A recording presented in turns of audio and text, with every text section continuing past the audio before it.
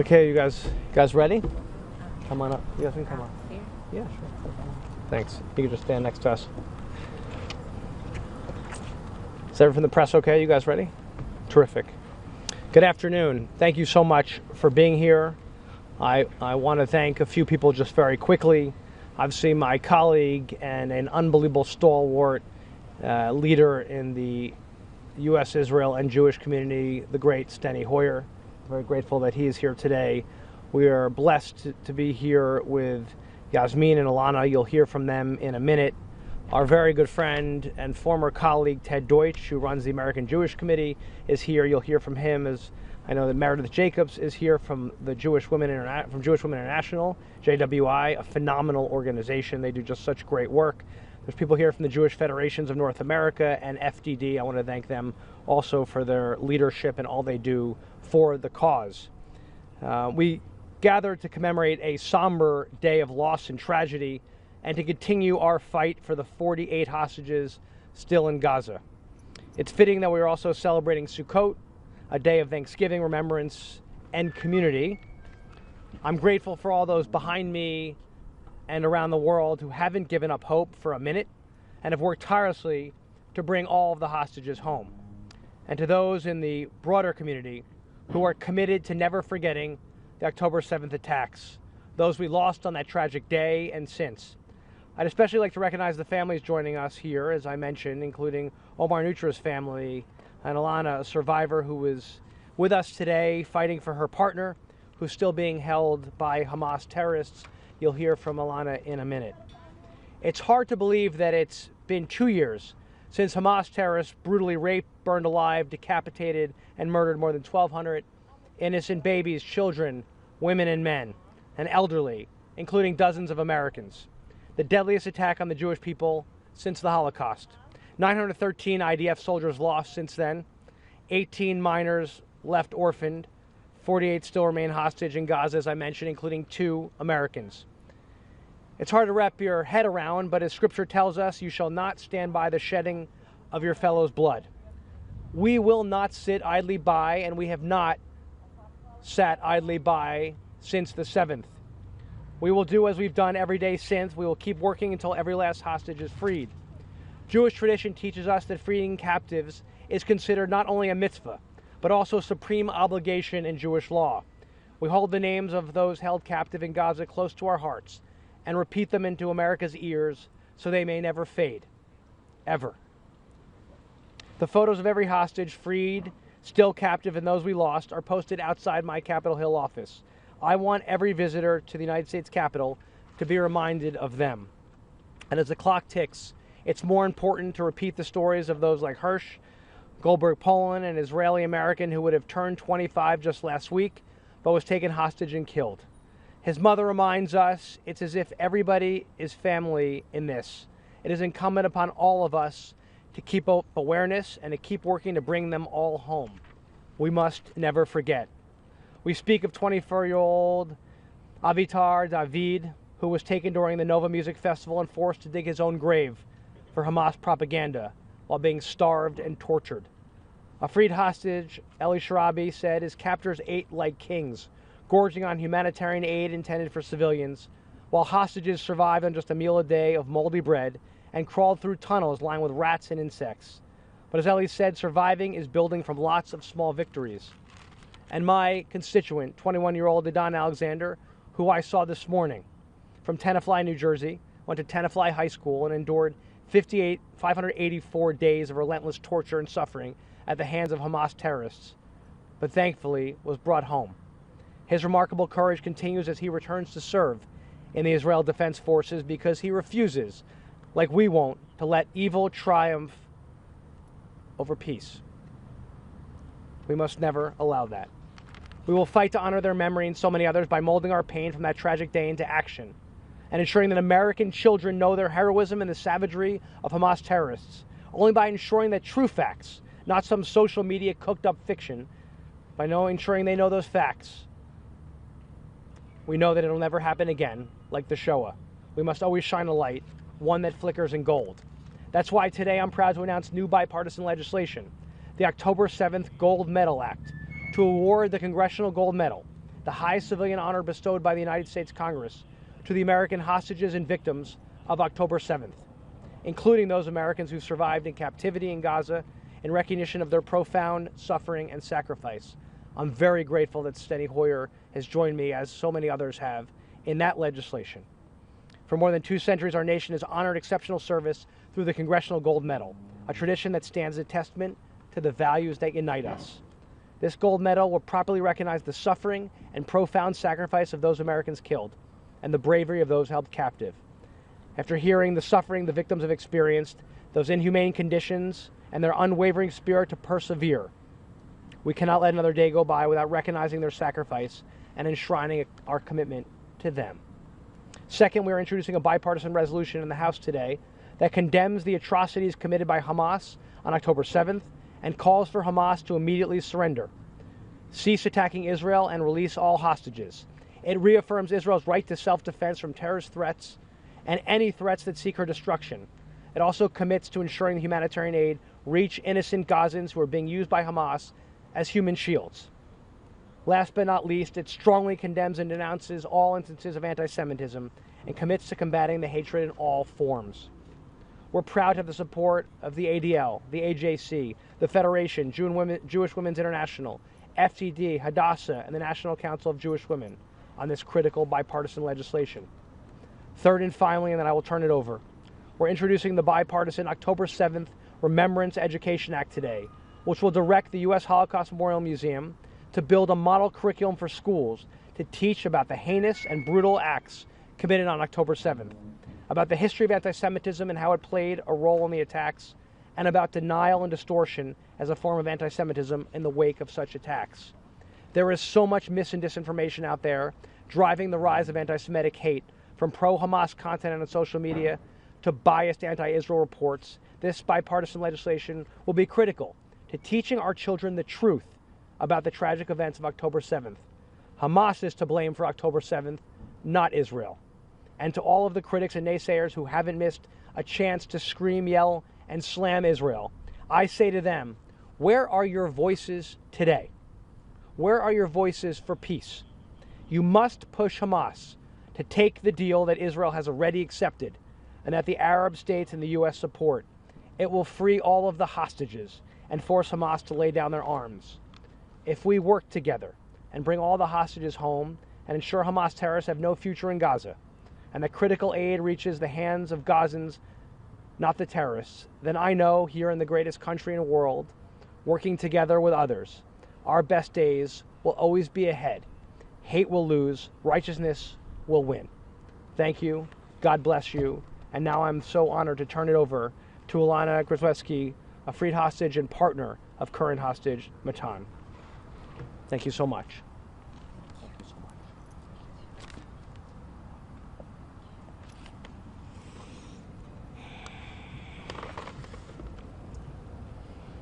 My name is Ilana Grozewski.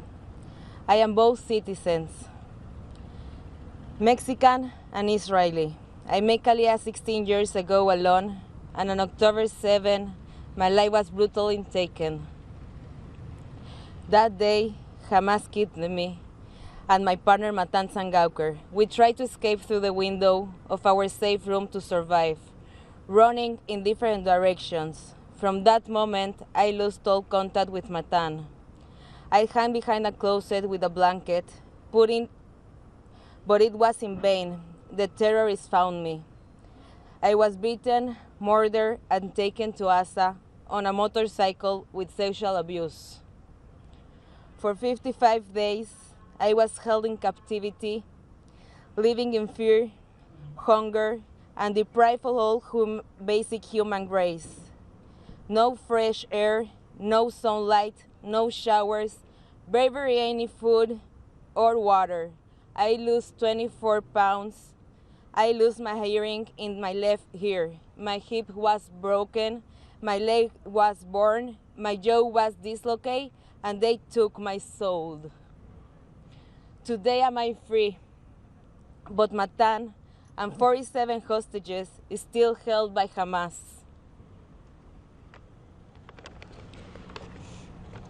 In order for me to heal, in order for all the released hostages to heal. Only when all the hostages are home will we be able to begin healing what has been broken. I am a testimony that bringing them home is possible. We won't let them wait any longer. They have no time. We must continue all the efforts to get them back with a deal. People in Israel want this war to end. I am here not just for myself, but for every woman and man who didn't make it home, for every voice which was ignored, for 48 hostages still in Gaza, for their families, for our soldiers. This is not about Israel. This is about humanity, about human rights, about the world. They killed, raped, and kidnapped babies, women, the already innocent people who were simply enjoying a party or the safety of their home. What happened to us could happen to anyone, anywhere. Terrorism, Hamas, does not respect borders or life. On 9/11, the world witnessed the horror of terrorism. And today, 7/10, Israel is facing its own 9/11. If we don't do nothing, tomorrow it could be another country. The people of the world, do not stay silent. This is not just Israel. It's a fight for all of us. Let's stand together for freedom and justice. I ask to all the world leaderships, please do not let this chance to free the hostage slip away. Every second matters. Matan and 47 hostages are waiting for help, waiting to come home. Today is Israel, but tomorrow it could be any country. Please stand with us in this fight for freedom and justice before it's too late. The people of Israel want to see the hostage home and end to the war. Matan, I'm here every moment, every thought. I'm here fighting for you, breathing for you, holding on to the hope that maybe in the darkness you can feel me. Matan, stay strong. Don't lose hope. Your mom, sister, our dog Nuni, and I are all waiting and fighting for you. Thank you. That's beautiful. That's really good. Thank you so much. Next up, to share his words is the great Congressman from Maryland, Steny Hoyer.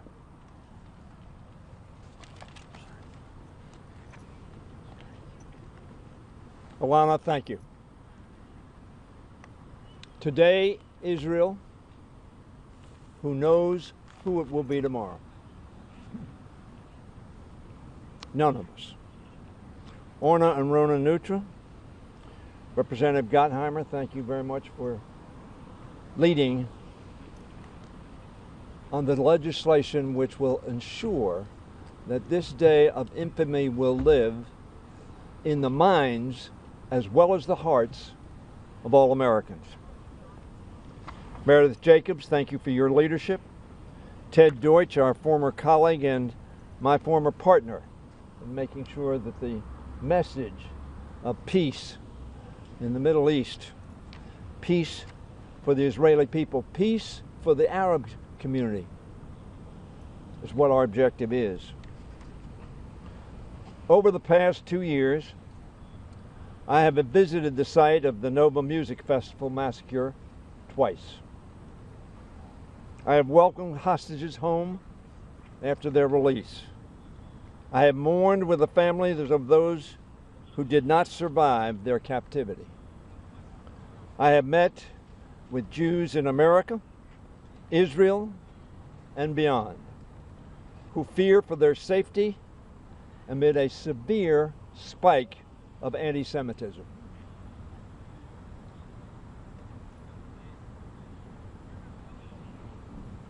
How can anti-Semitism be spiked against the victims? In the United Kingdom, just days ago, we saw that anti-Semitic hate led to the murder of Jews while they were worshiping on the holiest day of their year. 2 years have not dulled the pain or the trauma that Hamas unleashed on October 7th. That Hamas unleashed on October 7th. That Hamas unleashed on October 7th. 254 people, including 12 Americans, taken hostage, and 1,200 plus lost their lives. Countless more were traumatized by the horror of that day. I've spoken to people who were there on the ground in the kibbutz that day. That trauma has grown with every hostage executed, every missile launched, and every day this war has been drawn out by Hamas. This war did not start on our terms, but we must ensure that it ends on our terms. That means securing the return of all 48 hostages, living and dead, still held captive in Gaza, including those who tragically did not survive. Among them are the remains of 2 Americans, Omer Nutra and Itai Chin. I am grateful that Omer's parents, Orna and Ronan, are here with us today. I've also become good friends of the Hens, Itai's parents, Ruby and Hagit, who are waiting to sit Shiva for their son, for whom they grieved in his life, not knowing that he had been killed on the day of the attack, on this day 2 years ago. Crucially, we must end Hamas's brutal rule over Gaza to ensure that October 7th never happens again. Hamas crimes on October 7th tragically have also led to the deaths, injury, and displacement of thousands of Palestinians as well. Hamas has their blood on their hands. We need to come together on a plan to surge aid to innocent civilians in Gaza who have suffered throughout this war. The current peace proposal provides a pathway to achieving these objectives. Hamas must accept it, and they must surrender, and they must give up their arms. They must not be a continuing threat to Israel or to the Palestinian people. We need our Arab partners to make them do that. Today, I pray we can make progress toward a just and lasting peace. A peace that Israel has sought every day from 1948 to today. A lasting peace that benefits both Israelis and Palestinians and the region. I pray, I demand that the 48 hostages be released. It's always right to do the right thing. Right now, those hostages ought to be released on this day. Critically, I pray for all those we lost on October 7th and the 732 days since. May their memories be a blessing. May we keep the faith with humanity and with all the world and Israel. Thank you, Steny. That's fantastic. Now I'd like to call Yasmin up, who's the cousin of current American hostage, Omer Nutra. Yasmin, thank you so much.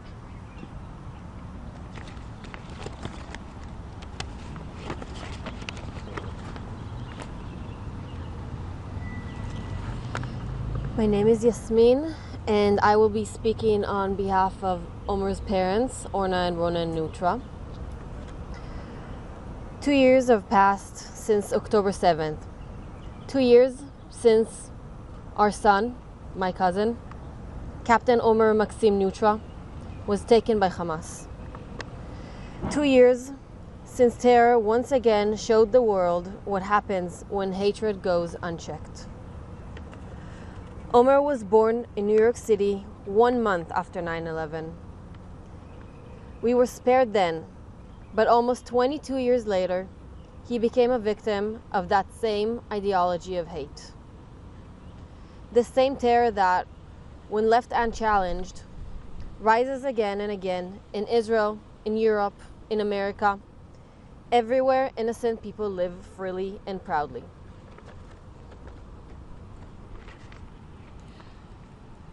Omer grew up in New York, a proud American, deeply connected to his heritage, and the grandson of Holocaust survivors who came to Israel as children post-World War II, built their lives and the country.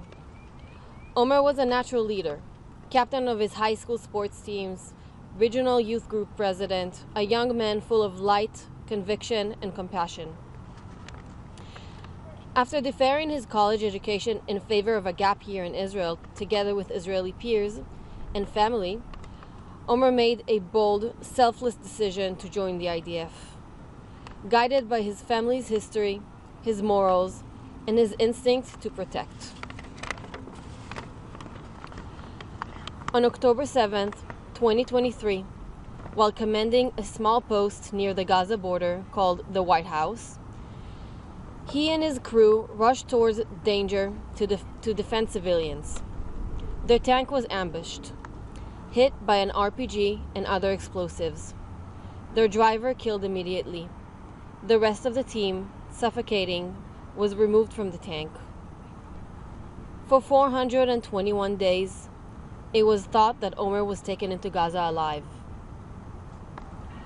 On December 1st, 2024, 14 months later, the IDF confirmed he has been killed the same day, after being dragged into the tunnels and not receiving the medical attention he needed. Since October 7th, 2023, our lives, like so many others, have changed forever. We put aside our business and dedicated ourselves full-time to advocating for Omer and the release of the hostages. We've traveled to Israel more than 10 times, to Washington, D.C. over 40 times, and we've spoken from the largest stages, including the Republican National Convention. Our message has never changed. Keep the hostage issue bipartisan, humanitarian, and urgent, because this is not about politics. It is about life. Today, 2 years later, we sense a shift for the first time. There is a real alignment. Recognition that moral center of the war is not territory or politics, but the fate of the hostages.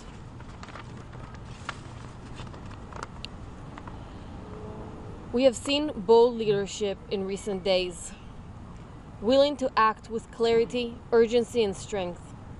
President Trump has demonstrated that kind of courage, understanding that resolving the hostage crisis is not just a humanitarian necessity, but the key to stability and peace. We need the same moral clarity from all leaders around the world, because peace cannot begin until the hostages come home. For us personally, there will be no happy ending. But there can be closure, and there can be healing. Our advocacy may quiet, but our promise will not fade. We will speak Omer's name for the rest of our lives. His light, his laughter, and his leadership will continue to guide us wherever we go and whatever we do.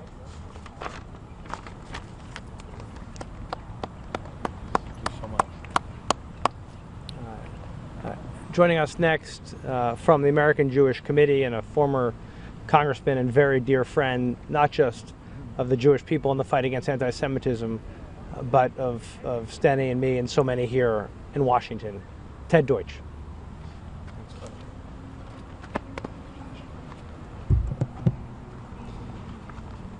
Congressman Gottheimer, thank you very much for convening this very timely, very important event. To you and to Steny, and sorry, to you and Congressman Hoyer. Steny works. So it's hard to get over. I want to thank the two of you and your other colleagues who have introduced these three pieces of legislation to honor and remember the victims and to recall what actually happened on October 7th and recommitting to stamp out the hate that we've all witnessed since that terrible day. I also, to my congressional friends, want to extend deep appreciation in a world swimming in moral confusion. I want to extend our deep gratitude for the moral clarity with which you have consistently approached the events of October 7th, the need to speak up, the need to be clear about what happened, and the need for us to always remember we're grateful, so grateful to you both. I also want to extend gratitude to Yasmin and Alana for standing here alongside us today. Words really can't express the depth of sorrow that we feel as we mark 2 years. 2 years, we've been going day after day. It's 100 days, 500 days. We're now at the point where we are measuring the number of days that there are 48 hostages now by years. And you're joining us today and you're reminding us the importance of bringing every one of the 48 hostages home is so critical.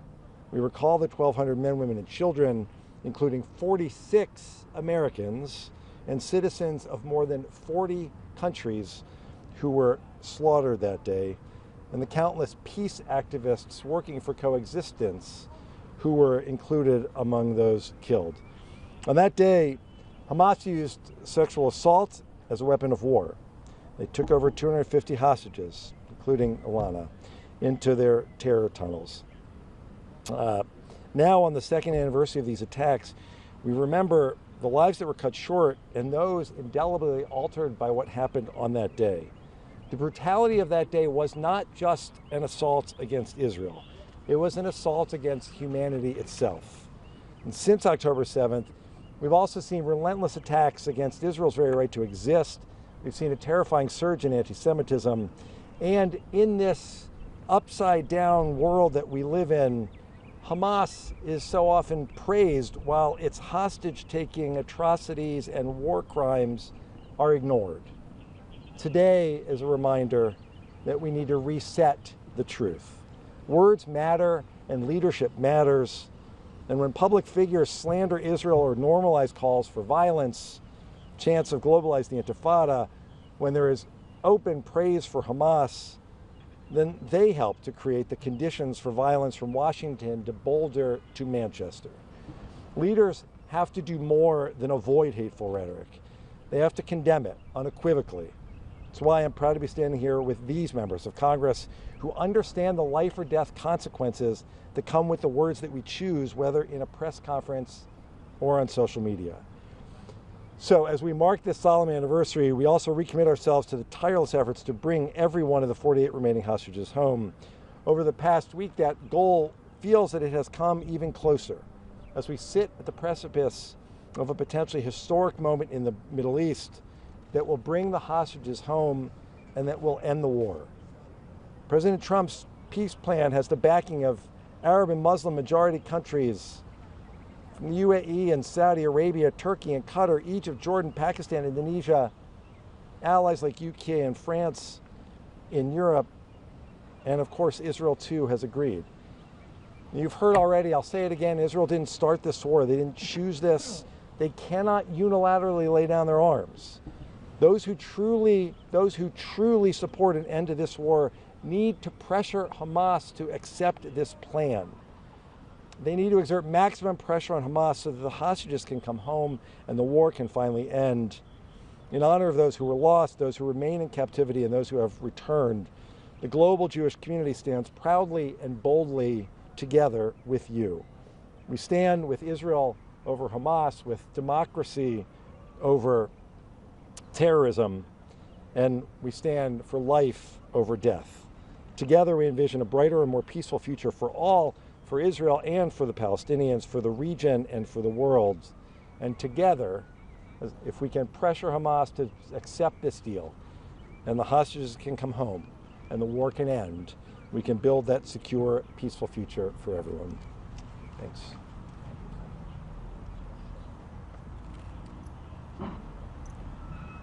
another phenomenal leader in the cause from the Jewish Women, from Jewish Women's International, Meredith Jacobs and her team, who are here and have done so much to pave a way toward peace. Thank you so much, Meredith. Thank you all. I remember October 2022. I was standing in the White House for the first ever reception for the high holidays.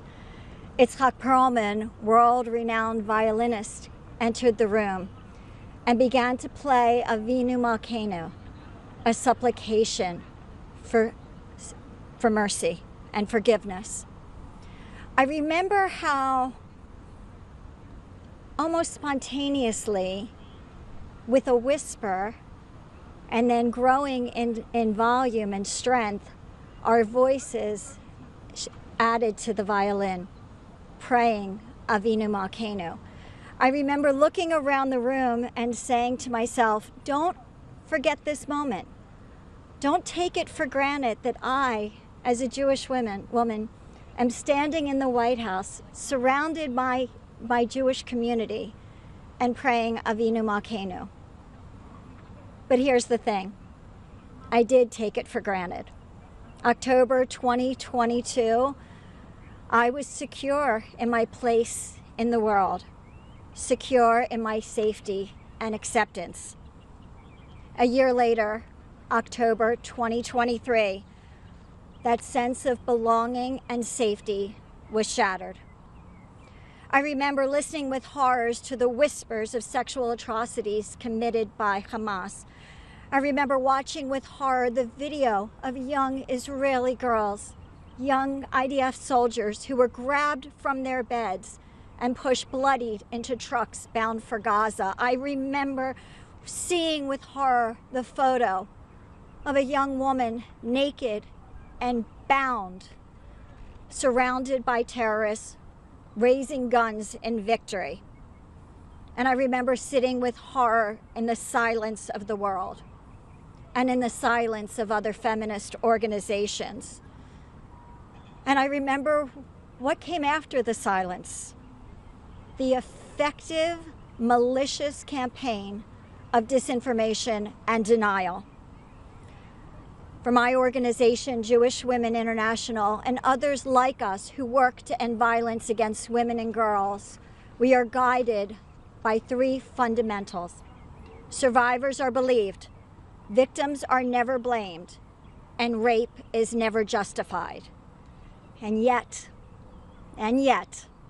when it came to Israeli women, those who were supposed to stand with us delegitimized the evidence, dehumanized Israeli bodies, and applied a double standard when responding to the rapes and mutilation of Israeli women. Delegitimization, dehumanization, double standard, the definition of anti-Semitism. Avinu Malkeinu, in the face of evil, we did not beat our breasts and pray. Instead, when the world abandoned us, we galvanized a global movement. When the world sought to silence survivors and witnesses, we amplified their voices. When the world denied the most documented atrocity in history, we lifted the truth. And when the world was silent, we said loudly and unequivocally, I believe Israeli women.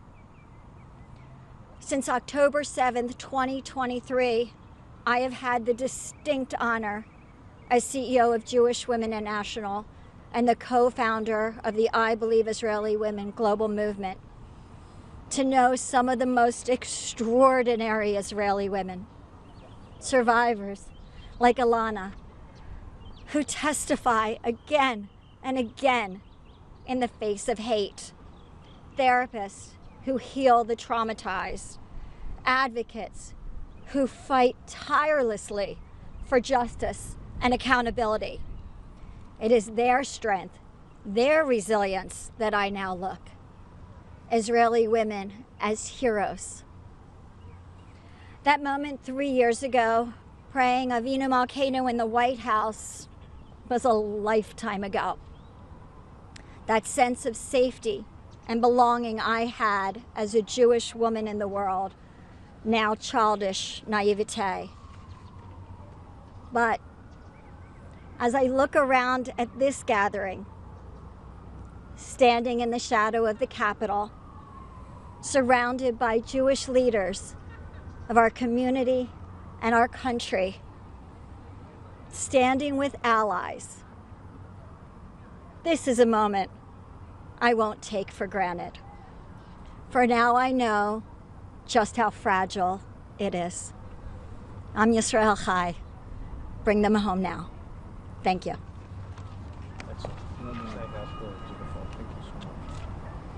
Does anybody have any questions for us? Jonathan? Jonathan Salant, Jewish News Syndicate. Something a few of the speakers talked about, and that's the rise in anti-Semitism, the attacks on Jews since October 7th. How do you respond now? You may have peace soon, but how do you get back to, I guess, when I was speaking from the Jewish woman said, the proudest thing, Avinu Malkeinu in the White House, the Jewish gathering. How do you get back to that part, especially in this country, with the Jewish community? I don't know. I don't know how we get back.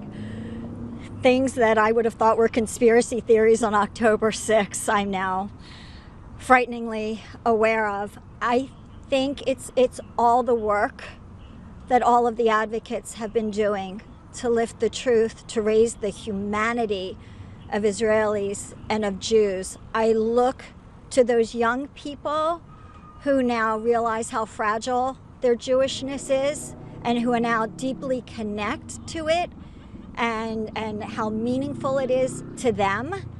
And I think we build with those who stand with us and hope that the voices grow louder.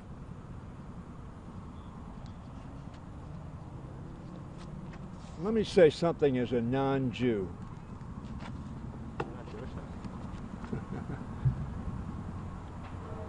Anti-Semitism has been around for millennia, thousands of years. Israel exists because of anti-Semitism, of course, culminating in the Holocaust. But Jews have been driven from every place in which they lived and ghettoized in almost every place they lived. How do we get rid of it? Each of us individually must stand up and speak out. My friend John Lewis, I have a picture of him in the front of my office. So if you see something that's not right, not fair, not just, you need to stand up. You need to speak up. You need to speak out. You need to take action. Anti-Semitism or any other anti-human being's individual dignity needs to be the responsibility of us all. And I would say to the young people of this country, do not fall into the trap of believing misinformation. Focus on who attacked whom, who abused whom. America responded to the Japanese at Pearl Harbor. We responded to Hitler's actions in Europe. It was a very tough war. Hundreds of thousands, indeed millions, of lives were lost. We thought, perhaps, that we may have, as mankind, learned a lesson of the costs of hate, the cost of bigotry, the cost of prejudice. I hope the young people of America take the lesson caused by hate and prejudice and bigotry that led to October 7th. By an organization said that our objective is to kill Jews and eliminate Israel. It will be the responsibility of all of us to meet this scourge, which will perhaps be first directed at someone whom we are not. But as you said, all the world will be at risk. Any other questions? Yeah, could you invite more House members to be out here today? Would you like to see more summer showing of support for these measures? There's been unbelievable support. Many people have co-sponsored these bills. As you probably know, the House is not formally in session today, so most members are in their districts, not here. There'd be scores more if we were in session. Yeah, thanks. Yeah.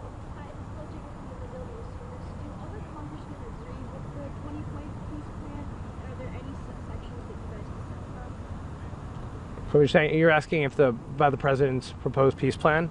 I mean, I think the overall objective was what I'm focused on, which is finding peace, obviously ensuring that the hostages are freed, including the American hostages, doing everything we can to get aid into the region, but also to ensure that Hamas is not only lay down their arms, but is no longer in charge. And that there's a new governing body there. And so I think, and as part of that, of course, as you know, as part of that effort, Israel will pull back to the borders. I think the objectives are clear. I think Israel has accepted them. The president is behind them. Many of us are supportive of that objective. Now it's up to Hamas to actually accept the plan, and why we wait for them to actually answer. Because everyone else has said yes to move toward peace, and it's time for Hamas to answer. Can I just quickly respond? I want to just come full. The question about where we are today. Thank you very much. Just 1 second.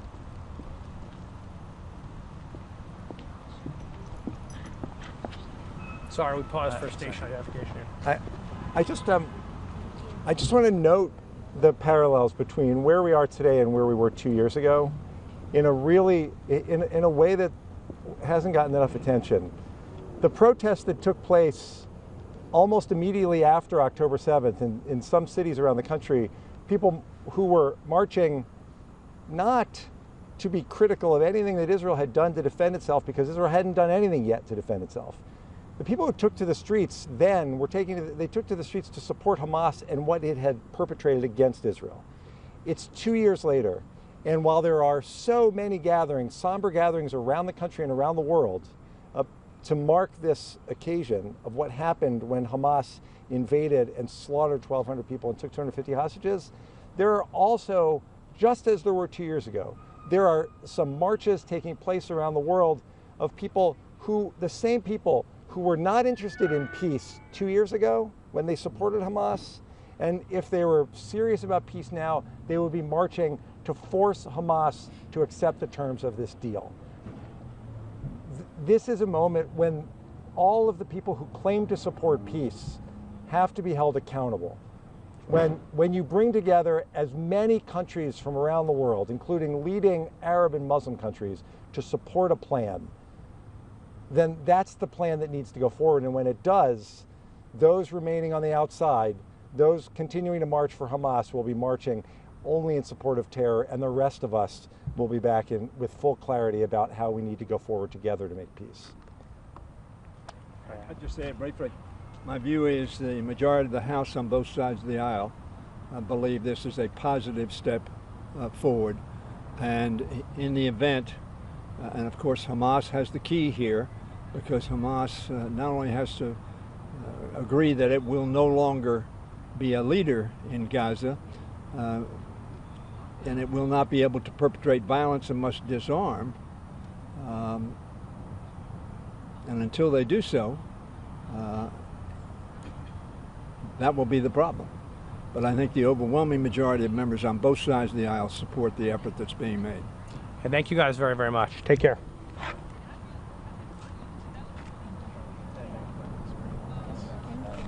Really good, thank you.